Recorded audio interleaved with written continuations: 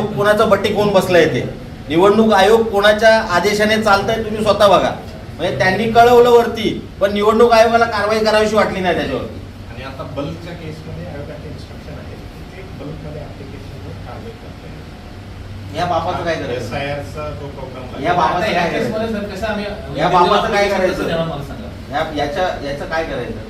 द्या ना, तुम्ही एक निवेदन द्या. कधी कारवाई कधी होईल? माझ्याकडे परवा चार्ज झालेला आहे साहेब. त्याच्या आधी काय झालं ते मी आता तुम्हाला एक बोलू शकतो की आपण बीएलओ कोण आहेत सांगायचं आहे. बीएलओची यादी देतो करा. यादी देतो. ती अरे आता मिळेल ना साहेब, देतो ना. अशी काय मोठं प्रोसिजर आहे मी त्याचं? देतो म्हटलं आम्हाला आम्ही घेतल्याशिवाय जाणार नाही. तुम्हाला देतो मी आता द्या. आता तुम्हाला पूर्ण यादी देतो. बीएलओ ची यादी द्या. याच्यावर काम करणारे बीएलओ पाहिजेत आणि त्यांच्यावर तुम्ही काय कारवाई करताय? तरी बरेचदा आम्ही टाकलं नाहीये. घर नंबर याच्यावर कारवाई काय होणार? फक्त निवेदन पडतात, कारवाई काही कारवाई काय होणार यांच्यावर? बीएलओ वरती काय कारवाई होणार तुमच्या? बीएलओ वर काय बेरोर घेऊ ना. काय घेऊ? तुम्ही काय करा, तुम्ही ऑन रेकॉर्ड द्या आम्हाला. आम्ही व्हेरीफाय करतो ना. रेकॉर्डच आहे तो. मॅडम मी तुम्हाला सांगतो काय एक पत्र होणार. द्या ना आम्हाला. तुम्हाला तुम्ही नायक तहसीलदार शेला साहेब, तुम्हाला सांगतो मी काय होणार यावेळी. तुम्ही लाईटली घेऊ नका. पाटील साहेब त्यांना सांगतोय मी काय करणार ते. तुम्ही लाईटली घेऊ नका अजिबात. काय होणार मी सांगतो. ही माणसं येणार ना मतदानाला, यांना मारणार, आम्ही चोपणार तिथे. त्यावेळी जे काय होईल त्याला तुम्ही लोक जबाबदार असणार. ज्यांनी मतदार यादी अशी घाण करून ठेवली आहे त्यांना चोपणार एकेकाला. आत्ता सांगतो तुम्हाला, हे जर आले मतदानाला तिथे तुमची जबाबदारी आहे. तिथे नाही आले पाहिजेत मतदानाला, नाही तर मारणार त्यांना तिथे. आता सांगतोय तुमच्या समोर इथे काय कारवाई करायचे, गुन्हे नोंदवायचे नोंदवा. हे मार खाणार तिथे जर आले तर तुमची जबाबदारी आहे. तुम्हाला जर नको असेल या सगळ्या गोष्टी तर आता कारवाई करायला सुरुवात करा. ही नावं नाही पाहिजेत आम्हाला तिथे, आणि नावं असली तर ते मतदार यादीत तिथे आले नाही पाहिजे. तुम्हाला आम्ही लेखी देतोय सगळं. यातला एकही तिथे आढळला तर बाहेर तो मार खाणार, एवढं मी तुम्हाला सांगतोय. सगळं मिळून मागू आम्ही त्यांना. अरे डोक्यावर पाणी गेलंय. बरोबर आहे. कसं कसं होणार नंतर आम्ही हे बघू. एसआर करणार कधी, तो पण इलेक्शनचं नाही, SR ला वेळ नाही त्याच्याकडे. करूच शकत नाही ते SR. कसं होणार सांगा मला. तुमच्याकडे स्टाफ किती आहे? किती स्टाफ आहे? नाव ऑनलाईन दिसतोय पण मतदार यादीत प्रभागात नाव नाहीये. तुम्ही काय केलं माहितीये काय केलं तुम्हाला सांगतो मी. कितीचा होता संतोष शेट्टीचा मतदारसंघ कितीचा होता?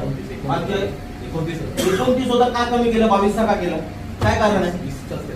20चा का केला? काय 9,000 मतं काढली तिथली? आंध्र आणि साऊथची 2 बाकीचे सगळे 28,000, बाकीचे सगळे 24,000, 30,000. संतोष शेट्टी लाडका आहे, त्याचे काय एवढे कमी केले? नाही, प्रभाग रचनेनुसार मतदार यादीचा तो त्यांचा प्रभाग रचनेनुसार 7,000 नावं फिरवले तर 9,000 नावं फिरवले प्रभाग तर रचना कशी काय 9,000 नावं फिरतात? त्या अनुषंगाने तो त्यांचा साहेब तुमच्याकडे वेळ नाही हे सगळं करायला. हे सगळे झोल करून झालेत ऑलरेडी. तुम्ही आता काय आम्हाला सांगताय? मला कन्फर्म, मला फक्त एवढंच सांगा तुमच्याकडून कारवाई होऊ शकते का? मला नियम धरून सांगायचे सगळे आणि वेळ धरून सांगायचे. द्या. आता तो काय माझा अधिकार नाही. हे साहेबांचे हेच बोलतोय, यांचा अधिकार नाही, यांच्याकडे काहीच नाही. तुम्ही सगळे झोल करणार, तुमचे कर्मचारी सगळे झोल करणार आणि मग तुम्ही हातवर करणार, अधिकार नाही असं होतं. सगळ्या कर्मचाऱ्यांनी झोल केल्यात तुमच्या. 9,000 नावं संतोष शेट्टीची तिकडे का हलवली? त्याला सोपं जावं म्हणून. तर आता एक काम करा, तुमचे जेवढे मुद्दे आहेत ते सगळे एका ह्याच्यात द्या आम्हाला, त्यानुसार आम्ही चौकशी करतो. पुढे पाठवू. मी तुम्हाला सांगतो या निवडणुकीमध्ये ना तुमच्यामुळे इकडे मारामाऱ्या होणार. तुमच्यामुळे. तुम्ही लोक जबाबदार आहेत त्याला. तुमच्यामुळे ना एकमेकांच्या बुरावरती बसले ना बघा तुम्ही. आता हे सगळे तुम्ही जबाबदार असणार आहेत. महानगरपालिका आणि तुम्ही ज्यांनी मतदार याद्या तयार केलेल्या आहेत. तुम्हाला माहित नाही काय करून ठेवलंय तुम्ही ते. काय नाही होणार यांच्याकडून. त्याच्यापेक्षा निवडणुका आता झाल्या नाही 5-6 वर्ष, पुढे 50 वर्ष घेऊ नका ना. तुमचं चाललंय ना प्रशासन. कशाला गरीबाला स्पर्धा धंदा कोणाला काम करायला. पैसे टाकायचे किती पैसे? 70 आणि 80 लाखाचे रेट चालू आहेत पनवेलमध्ये. तुमची इच्छाच नाही साहेब करण्याची. मुलात त्यांची इच्छाच नाही करण्याची. जे नियमात आहे ती कारवाई मी साहेब कोंढरेगावातला रहिवासी आहे साहेब. मला माहिती आहे कुठे काय येते. एका बापाला 268 मुलं कशी करू शकतात? पॉसिबल आहे का सांगा मला? व्हिडिओ बंद करा. का बंद करायचा व्हिडिओ? बंद करा ना. कशासाठी बंद करायचा? प्रशासनामध्ये आहेत ना तुम्ही, तुम्हाला माहित नाहीत नियम? व्हिडिओ नागरिक काढू शकतात, नियम माहित नाही तुम्हाला? तुम्हाला मी सांगितलं आपण निवेदन द्या त्याच्यावर आम्ही- तुम्हाला जोपर्यंत आम्ही प्रेशर नाही करणार तुम्ही वरती कळवणार नाहीत. काय प्रेशर होतो नागरिकांचा तो वर कळवा पहिलं, काय पद्धतीने लोक आमच्याशी येऊन वागतायत ते.